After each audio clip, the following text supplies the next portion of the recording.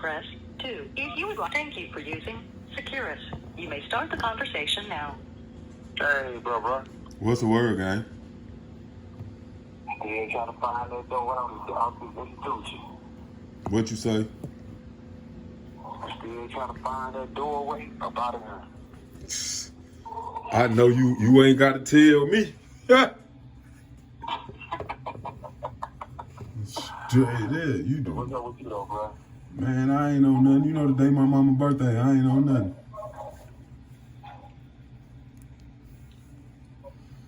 I ain't got nothing going on. What's the word? Well, you know, we trying to see what they gonna do now. And it's kind of weird as to what's going on because here it is, they just let this one little brother about to join after doing 27 years. He used to be on celly up there for 6 months. Okay. He's still a brother out of St. Louis. So everybody been talking about that, what's her name? Evelyn Baker sentenced to 222 years. I don't know. I might know him. I might not. Oh, you know him. He was in the world with her. His name Bobby Bostic. Oh, well, I do know him then. Yeah, it's Bobby Bostic. They call him BJ. Yeah. But here it is. He didn't have no murder. He just had a robbery. But he was 17 years old at the time of his crime. But he did not fit the criteria to go up under the juvenile deal. So what they did, they manipulated the system, or they circumvented the law, and kind of, tweaked it a little bit to include him. Because, like I say, Evelyn Baker sentenced the man to 242 years. That means he would have been 112 years old by the time he was eligible for a parole date. Notice how the word work, man. You know, I'm saying. Yeah, that's how the word work. Look, I'm finna let you have your car. I'm finna take the puppies out. All right, say less. I'm gonna post it. You get back, man. Yeah, I'm gonna post it later on. So, I'll probably be back in a few minutes. I'm just gonna take them out the potty. All right. I got you. Right on, bro. Come on, puppies. Let's go potty. Come on. All right. Good morning, Mark. How you doing? It's Christopher Dunn again. And thank you for listening to what I got to say. As we said 2 weeks ago, we just started doing these Trap Tuesdays. People, today I had to wake up to another damn prison. And to be honest with you, I'm a little frustrated. Well, a little frustrated is an understatement. I'm a little bit more mad than I was yesterday. Because here it is. The system just recently released a young man by the name of Bobby Bostic. We call him BJ. He was my roommate for 6 months while I was here at South Central Correctional Center. But during the time of my incarceration with this young man, he fought. He fought every day to get up out of prison. And in the course of him fighting, he was allowed the opportunity to meet the same judge who sentenced him to 242 years. That's right. She's the first black female, the first black woman to sit on a judiciary bench in the city of St. Louis, Evelyn Baker. Evelyn Baker sentenced him to 242 years for a robbery. Not a murder, but a robbery. He was 17 years of age at the time.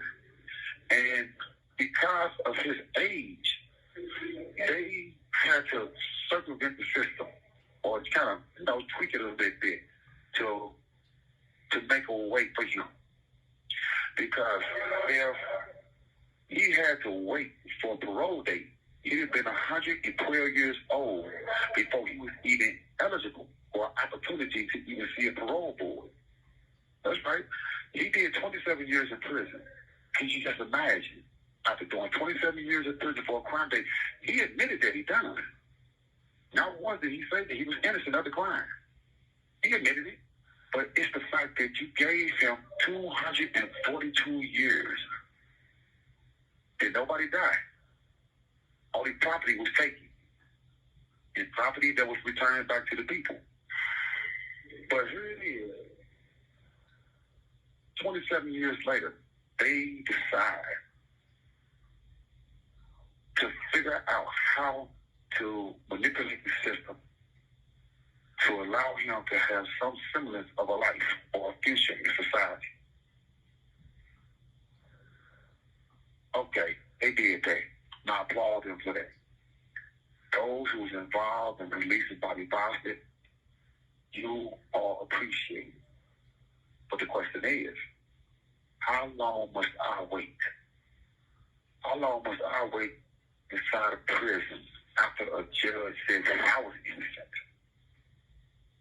How long must I continue to sit and dwindle away inside this prison system after I've filed every petition that is necessary to outgain my freedom?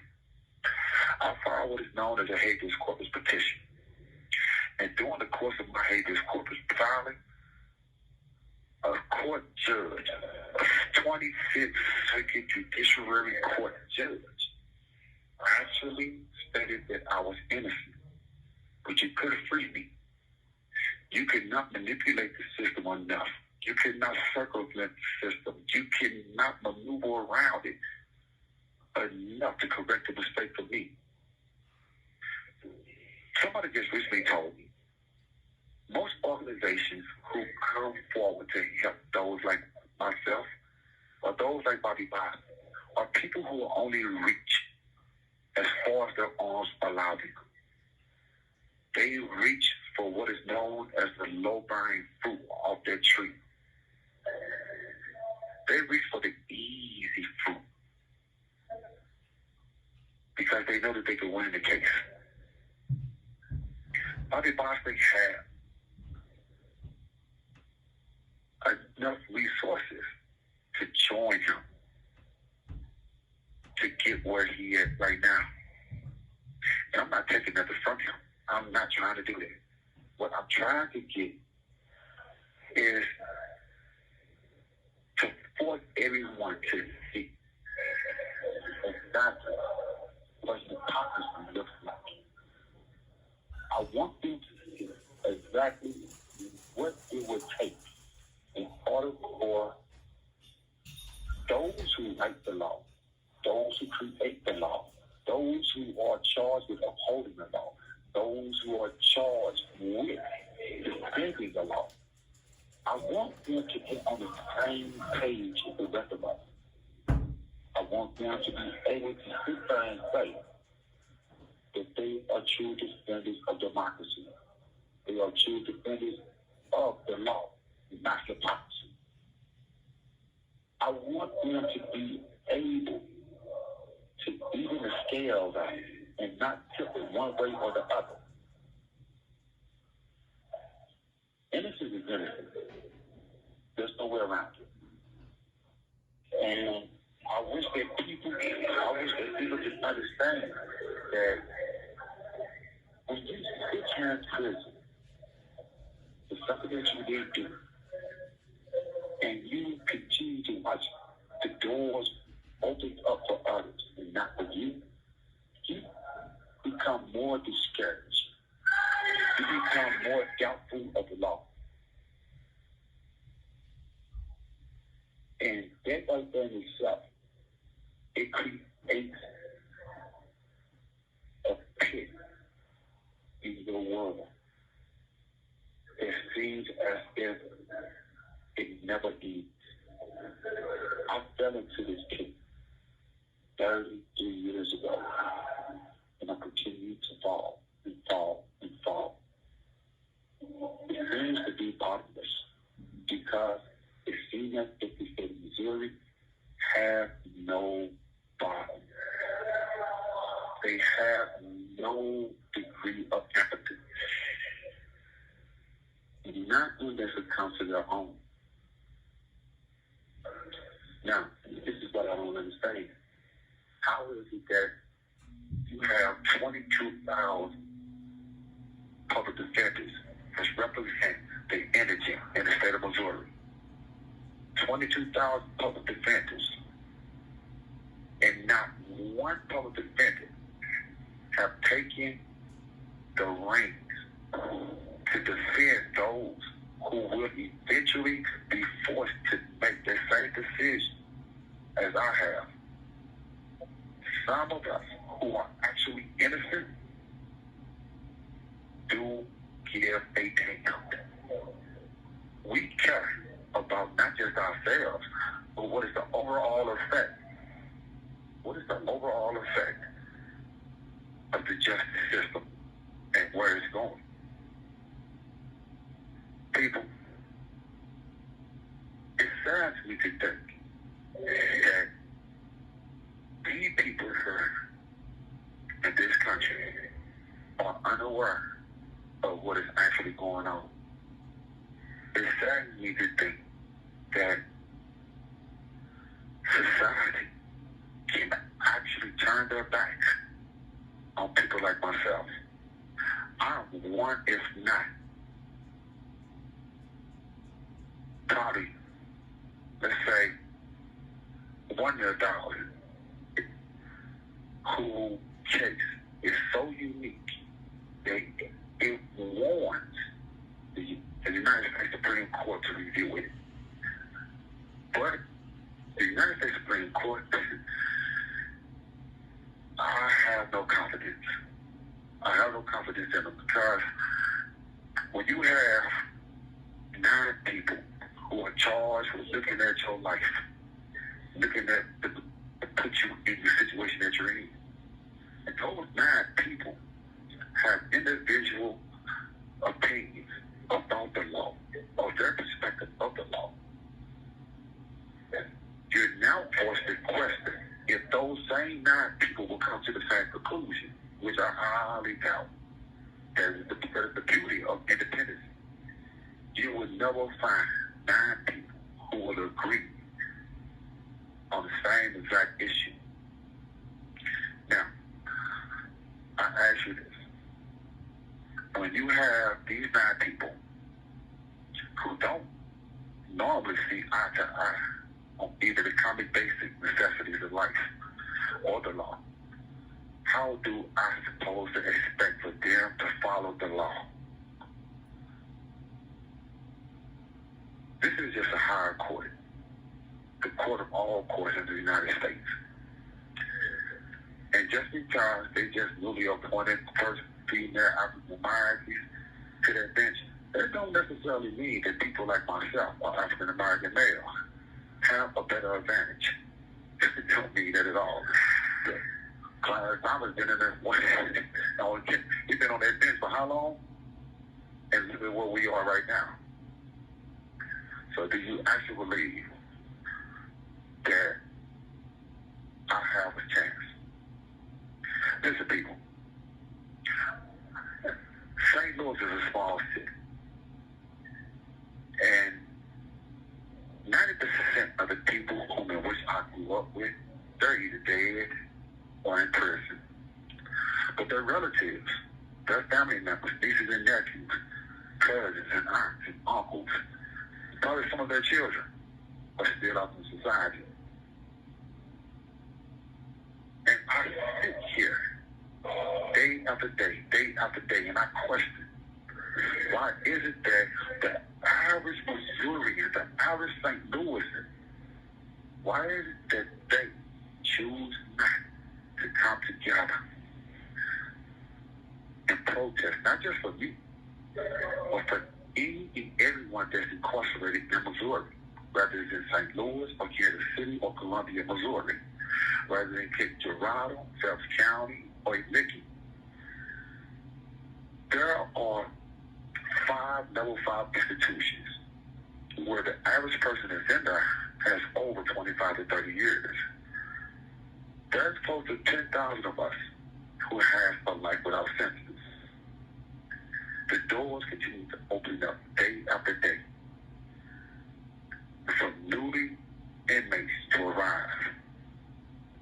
And those family members are still out in society. Some are more concerned about getting their weeds done, while others are more concerned about getting better rims on automobiles. or a better radio system beside their cars. People, you have to put your wants aside. You have to allow your mindset to focus more on priorities opposed to just accepting what you believe is best for just an individual. I would rather suffer another 10 years in prison if I thought that I could help hundreds, if not thousands of us. And I would love to be able to assist those that I can. But if I'm willing to sacrifice my life, why can't you be willing to sacrifice at least an hour of your time and your precious life to come out there and stand with us? Stand with us and ask the state of Missouri to finally put on the books freestanding claims of actual innocence, to recognize freestanding claims of actual innocence here in the state of Missouri. Yes. Missouri, you appointed Kim Gardner, the Circuit Attorney of St. Louis, to represent the state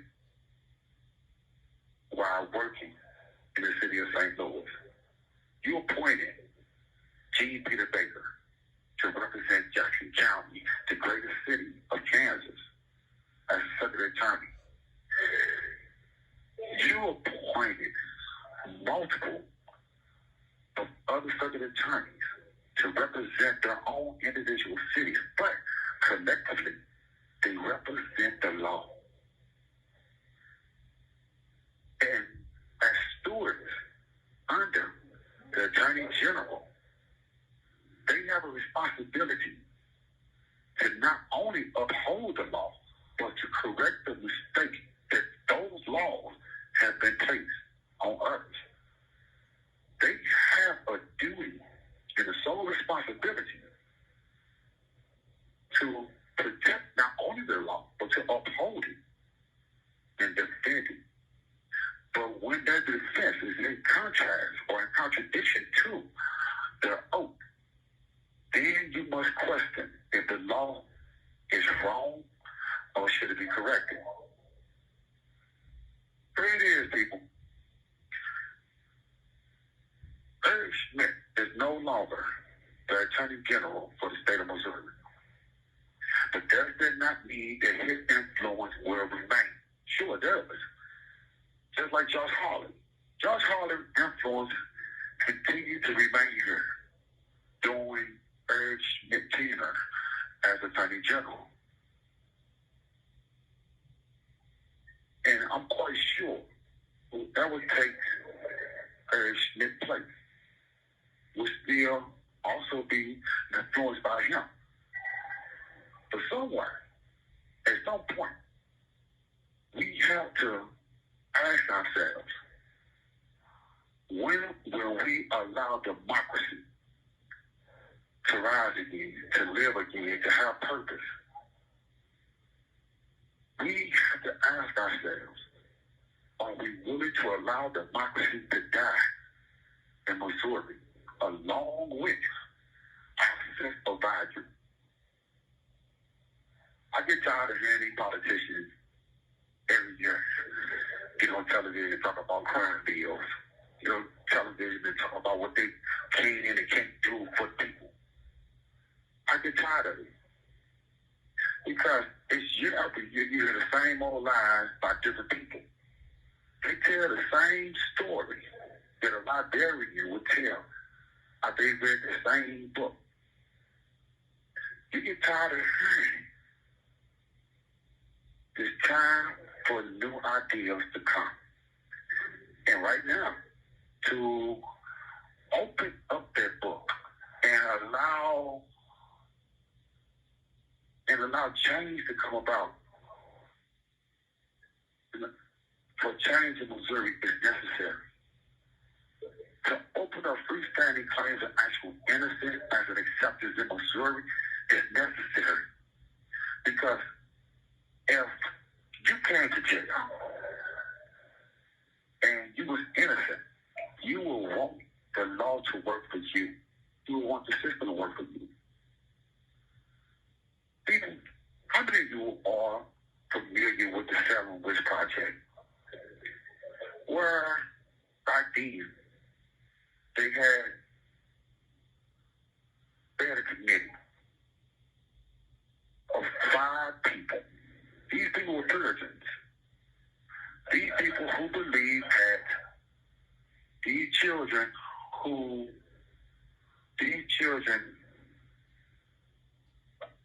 claimed that these women or these men were witches, they believed these 3 kids, and they start to prosecute these people.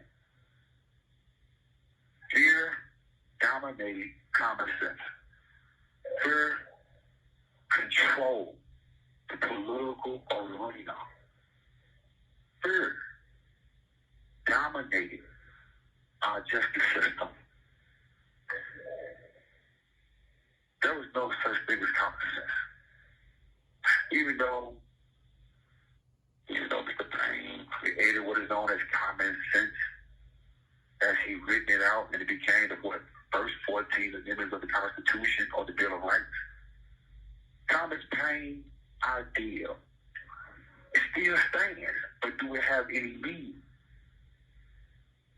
Because when you look back at the Salem Witch Project and the Salem Witches trials, you see common sense did not play a role in what happened then.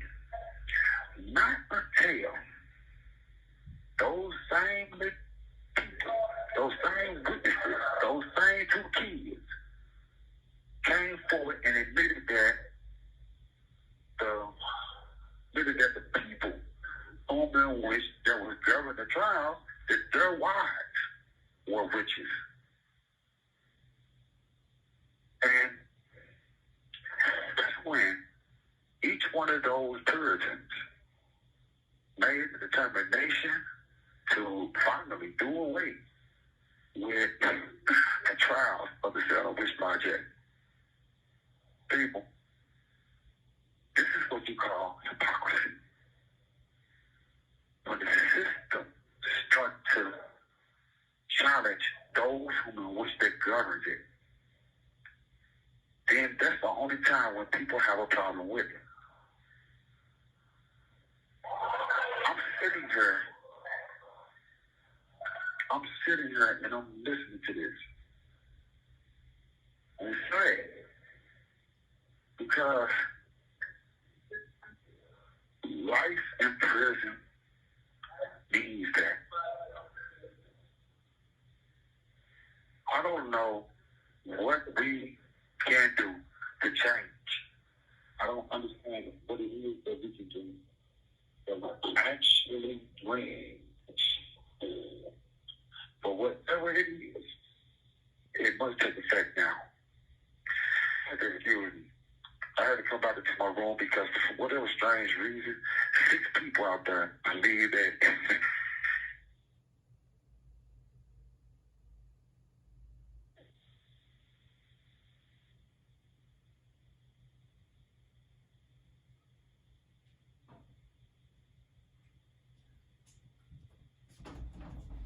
You finished, bro? Huh? Hello?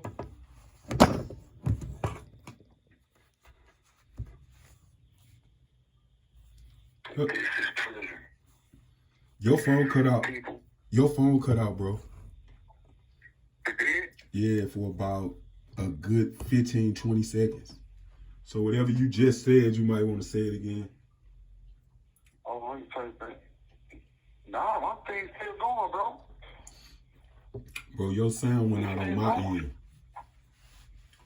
Your sound went out on my end. Cause I was listening to you talk and then you went up. No, I'm no way. I'm still going to you, so my phone is still on. You know how these devices go.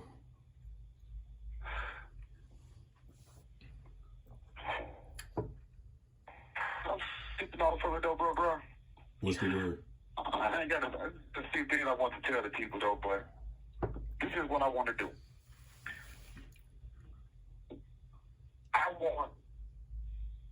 I ask people, on December 12th, I want people to show up in Kirkwood, Missouri. Bobby Boston to talk about the 27 years he's been in prison.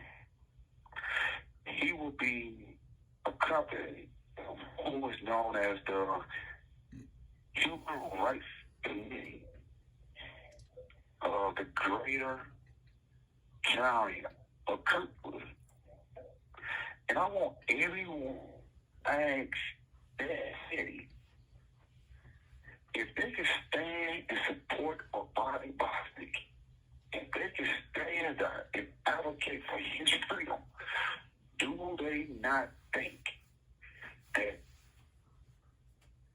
this issue that's going on with Christopher Dunn warrants their attention too?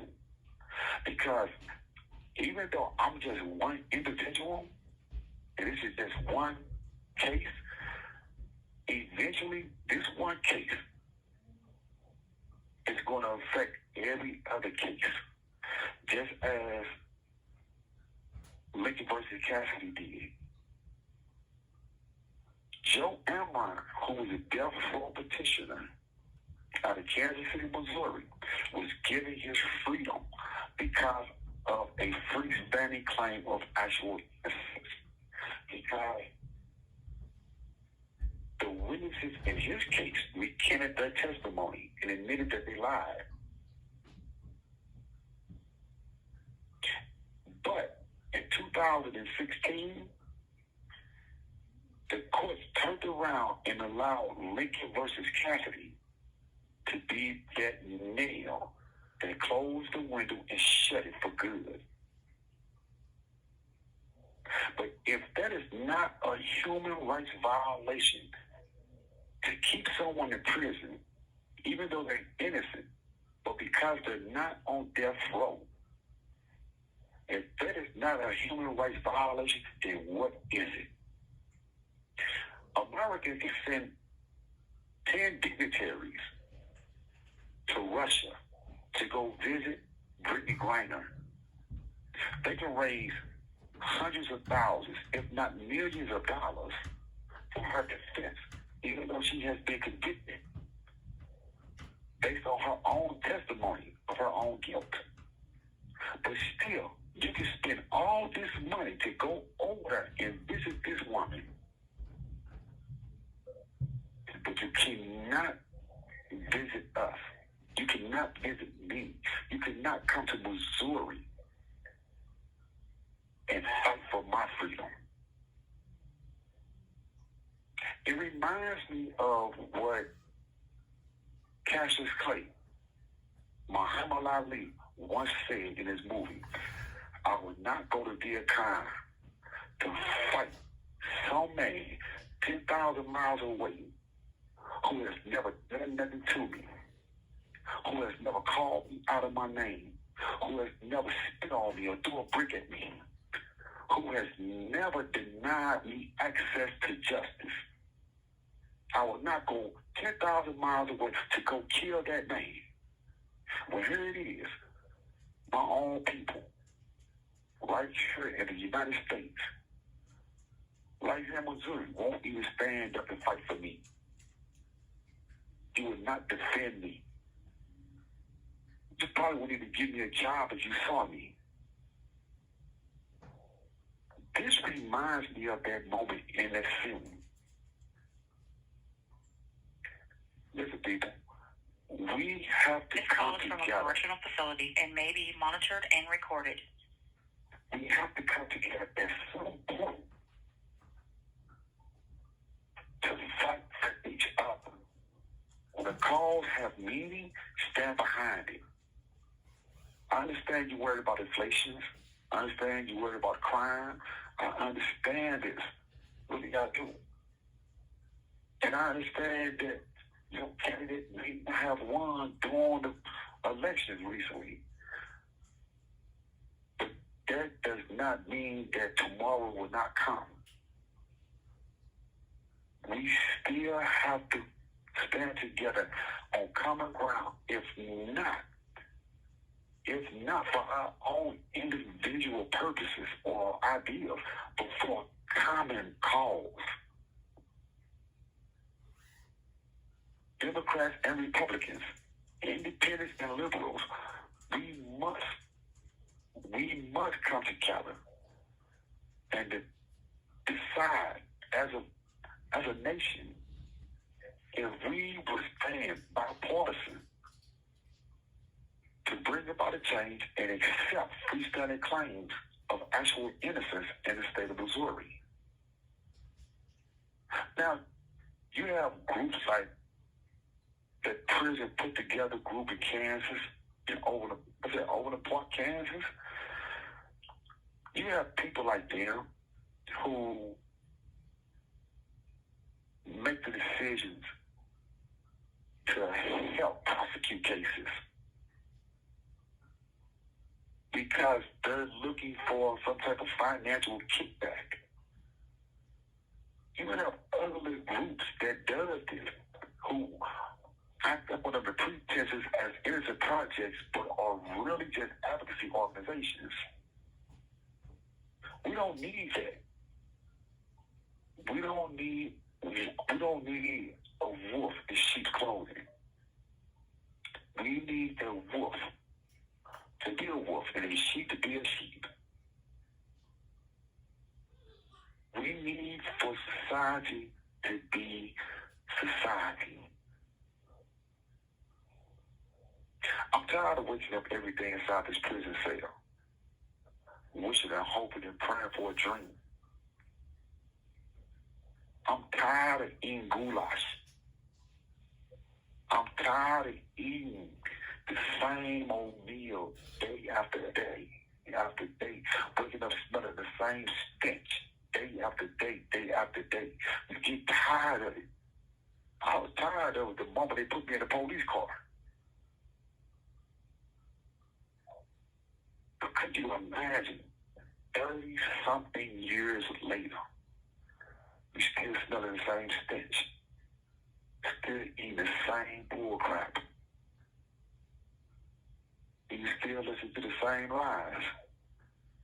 Things will change. Things will get better. Don't let them stay the same. Well, you don't know my life. Listen, people, I've been on the phone with y'all for 30-something minutes. That was a little short break in there. But listen, this is what I need y'all to do. Look on my page up under justiceforchristopher.org, and you will see the date for the meeting in Kirkwood, Missouri, where Bobby Bostic will be there and answer your questions.